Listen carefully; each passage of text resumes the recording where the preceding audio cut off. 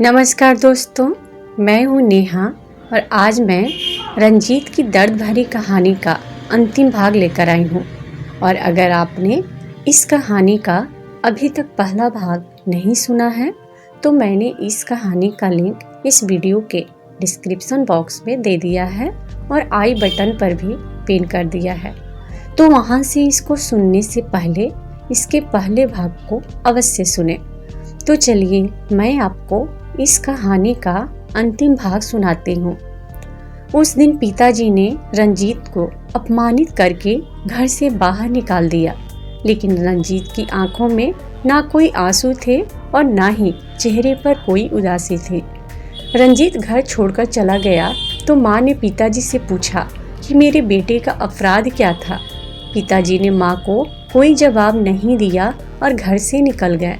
रंजीत ने घर तो छोड़ दिया था, लेकिन उसने अपने हमसे हाथ नहीं खींचा। वो हर महीने माँ को अच्छी खासी रकम भेजा करता था। उसके पैसों से माँ ने नए इलाके में एक घर खरीदा। उस इलाके में किसी को नहीं पता था कि हम क्या सहकर आए हैं। हम तो सभी की नज़रों में खानदानी बन गए थे। माँ ने हमारे लिए रिश्ते ढूंढे और हमारी शादी करवा दी। हमें नहीं पता कि रंजीत कहाँ है और किस हाल में है, लेकिन कल जब मैं बाजार गई तो मेरी मुलाकात रंजीत के दोस्त निखिल से हुई। वो रंजीत के लिए बहुत चिंतित था। उसने हाथ जोड़कर मुझसे विनती की कि मैं रंजीत से मिलूं, वरना वो अपनी जिंदगी से हाथ धो बैठेगा। मनोज, आप प्लीज मुझे रंजीत के पास ले चले। मैं सुमन की बातों से चकराया हुआ था। जब उसने हाथ जोड़कर मुझसे विनती की थी तो मैंने माथे पर हाथ डालते हुए कहा कि मुझे सिर्फ तुम्हें इतना पूछना था कि आज जो काम वाली मौसी मेरे घर पर आई थी उसकी हकीकत क्या है। तो वो बोली कि मैं आपको सब कुछ सच सच बता दूंगी, लेकिन मुझे डर है कि असलियत जानने के बाद आप मुझे तलाक दे देंगे। पर इससे पहले बस आप मेरे साथ मिल के रंजीत को ढूंढ ले, फिर आप जैसा कहेंगे मैं वैसा ही करूंगी। हमेशा की तरह मैंने सुमन की बात भी मान ली थी। मैंने उससे वादा किया था कि मैं रंजीत को ढूंढ कर लाऊंगा। मुझे निखिल भी याद था। सुमन ने खुद ही कबूल कर लिया था कि वो उससे प्यार करती थी। सबसे पहले मुझे निखिल को ढूंढना था, जो सुमन को मार्केट में मिला था, लेकिन वो सुमन से मिलने के बाद कहीं गायब हो गया था। मैंने निखिल और रंजीत के बारे में जानकारी प्राप्त करने के लिए अपने सभी संपर्कों का उपयोग करने की कोशिश की थी, लेकिन जो बातें मुझे पता चल रही थी वो काफी परेशान करने वाली थी।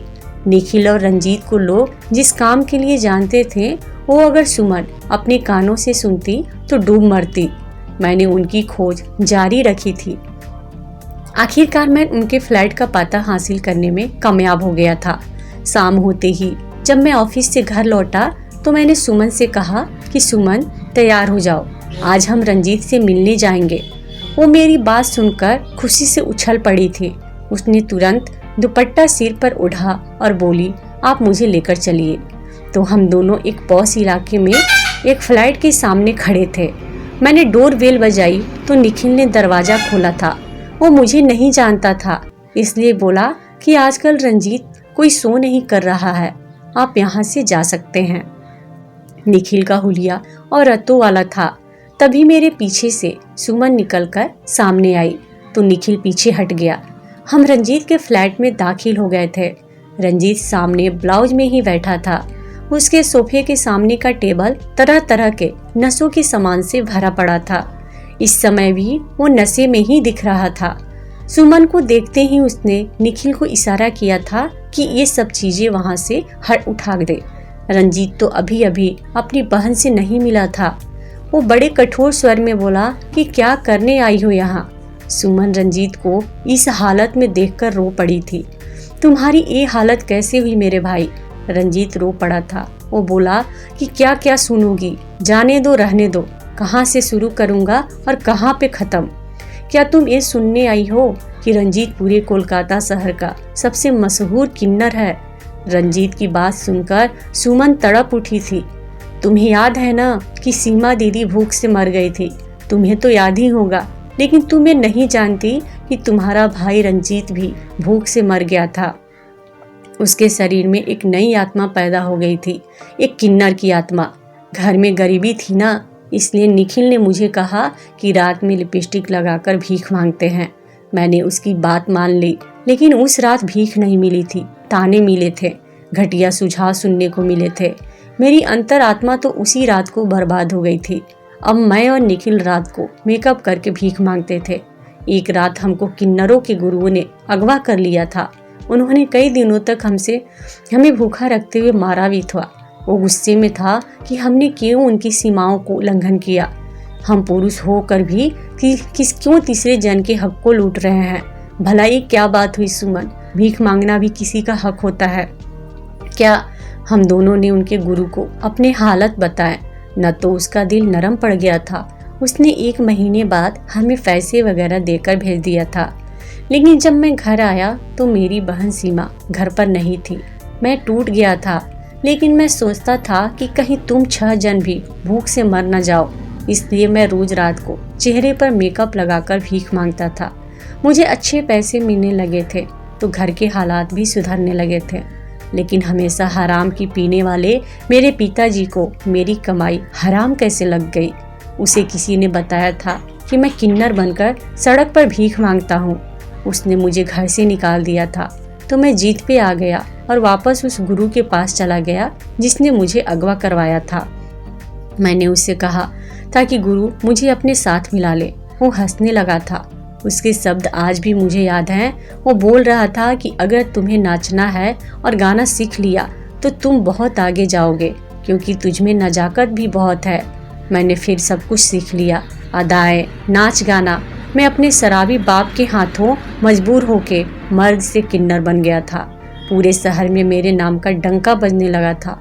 लोग मुझे दूर दूर से अपने शादी ब्याह के समारोहों में बुलाते थे। मैं जाता और डांस करके खूब पैसे कमाता था।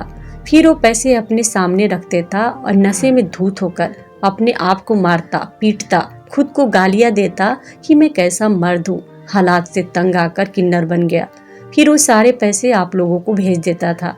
जिस दिन आप में से किसी एक बहन की शादी होती थी तो मैं सारे कार्यक्रम रद्द करके लड़कों जैसे कपड़े पहन के बहुत खुश हो जाता था कि तुम बहनों के सिर पर हाथ रखकर तुम्हें विदा कर दूं। लेकिन फिर सोचता कि अगर वहाँ किसी बाराती ने मुझे पहचान लिया तो क्या होगा। बस यही सोचकर फिर से रोने लगता था। फिर एक एक करके तुम सब बहनों की शादियाँ हो गई तो पिताजी और अधिक बेफिक्र हो गए। मुझे तो पता भी नहीं था कि माँ मेरे पैसों में से उस बेफिक्र इंसान को भी पैसे देती होगी। लेकिन क्या तुम्हें मालूम है सुमन, जब मैं एक समारोह में मंच पर परफॉर्म कर रहा था तो मेरी नज़र किस पर पड़ी? उस शख्स पर जिसे हम अपना बाप कहते हैं। वो नशे में धुत था। मेरे मेकअप के पीछे छिपे मेरे चेहरे को पहचान नहीं पाया था। पिताजी मेरे एक एक ठुमके पर पैसों की बरसात कर रहे थे। मैंने वो फंक्शन पूरा करने के बाद अपने पिता के कान में जाकर कहा कि पिताजी, मैं तुम्हारा रंजीत हूँ। क्या मैं सबको बता दूँ कि तुमने मुझे जन्म दिया है? मुझे मेरे हराम के पैसों से तो तुम बड़े इज्जतदार बन बैठे हो। मेरी बातें सुनकर पिताजी ने मेरे मुंह पर थूक दिया सुमन। ये बोलकर रंजीत फूट फूट कर रोने लगा था। सुमन उसके गले लगकर तड़प रही थी। मेरी और निखिल की आंखें भी भीग गई थी। तभी रंजीत ने कहा कि पिताजी ने उस बेटे के चेहरे पर थूक दिया जिसने उनकी वजह से अपनी मर्दानगी गंवा दी थी और अपनी इज्जत को मार डाला था। पिताजी ने हम सभी के साथ बहुत अन्याय किया है। तब मुझे पता चला कि माँ पिताजी को छोड़कर अपनी दूसरी बेटी के घर चली गई है, तो मैंने पैसे भेजने बंद कर दिए थे। अब तो खैर मैंने भी नाचना छोड़ दिया है, इसलिए मेरी ये हालत है। मैंने अपने भाई होने का फर्ज निभाया है। मैंने अपने बहनों की शादियां तो कर दी। अब मैं इस पापी और अपमानजनक जीवन को छोड़कर सबसे छिप कर रहना चाहता हूँ। सुमन और रंजीत के चेहरे पर उनका दुख बड़ी आसानी से देखा जा सकता था। सुमन बोली कि रंजीत, तुमने हम सभी के लिए जो कुछ भी किया है मेरे भाई, उसका कर्ज हम पूरी जिंदगी चुका नहीं सकते।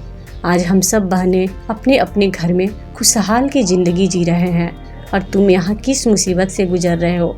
रंजीत, तुम जानते हो क्या, पिताजी भीख मांगने लगे हैं। एक दिन हमारे घर दस्तक हुए थे। मैंने जैसे ही दरवाज़ा खोला तो सामने पिताजी खड़े होकर भीख मांग रहे थे। मेरे भाई, मैंने उन्हें घर बुला लिया और कहा कि मेरे घर की सफाई किया करो तो तुम्हें 2 वक्त की रोटी दे दिया करूँगी।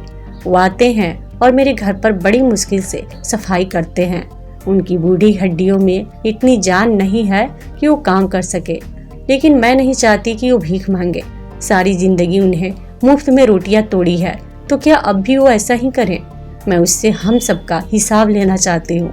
फिर सुमन ने मेरी तरफ मुड़कर कहा कि मनोज, वो काम वाली मौसी के रूप में आने वाला शख्स मेरा बाप है। अब सारी हकीकत मेरे सामने थी। मैंने सुमन को माफ कर दिया था। मुझे ही रंजीत का बड़ा भाई बनना पड़ा। मैं उसको और निखिल को अपने साथ घर ले आया था, लेकिन जब डॉक्टर से बात की तो उन दोनों को नशा मुक्ति केंद्र में भर्ती करवाना पड़ा था, जहां पर हर हफ्ते उनका मनोचिकित्सक द्वारा भी इलाज किया जाने लगा। जीवन की बहुत ही कड़वी यादें उनके दिमाग में बैठ गई थी, जिनको नई जिंदगी की शुरुआत करने के लिए मिटाना जरूरी था। मैं और सुमन हर हफ्ते उन दोनों से मिलने जाते हैं। उनमें बहुत तेजी से सुधार हो रहा है, जबकि सुमन अपने भाई के लिए रिश्ता ढूंढने में व्यस्त है। जहाँ तक सुमन के पिताजी का सवाल है, वह हर दिन हमारे घर की सफाई करने आते हैं। मैं सुमन को समझाता हूँ कि वो अपने पिताजी को माफ़ कर दे, मगर वो अभी माफ़ करने के लिए दिमागी तौर पर तैयार नहीं है, क्योंकि सुमन के पिता ने बहुत ही ज़्यादा अन्याय और बहुत ही गलत किया था उन सभी के साथ और उसकी माँ के साथ, और सबसे ज़्यादा गलत उसके भाई रंजीत के साथ हुआ था। बेचारे की ज़िंदगी बर्बाद हो गई। उसके पिता की वजह से ही उसकी बड़ी बहन सीमा का भी मौत हो गया, क्योंकि सुमन के पिताजी एक नंबर के शराबी थे।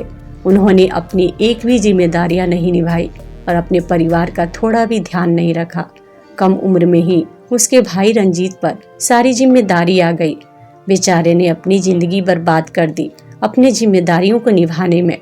इसलिए सुमन बहुत ही ज़्यादा नाराज़ है अपने पिता से, और शायद सुमन अपने पिता को माफ़ी भी नहीं कर पाएगी। दोस्तों, क्या सुमन को अपने पिता को माफ़ कर देना चाहिए, या सुमन जो अपने पिता के साथ कर रही है वह सही कर रही है या गलत? आप हमें कमेंट बॉक्स में ज़रूर बताइएगा। तो दोस्तों, आपको हमारी यह कहानी कैसी लगी हमें कमेंट बॉक्स में ज़रूर बताना। और अगर आपको ये कहानी अच्छी लगी हो तो इस वीडियो को लाइक करें और अपने दोस्तों के साथ शेयर ज़रूर करें। और इसी तरीके की अच्छी कहानी की वीडियोस देखने के लिए हमारे इस चैनल को सब्सक्राइब करके घंटी के बटन को दबाना बिल्कुल भी नहीं भूलें। धन्यवाद दोस्तों।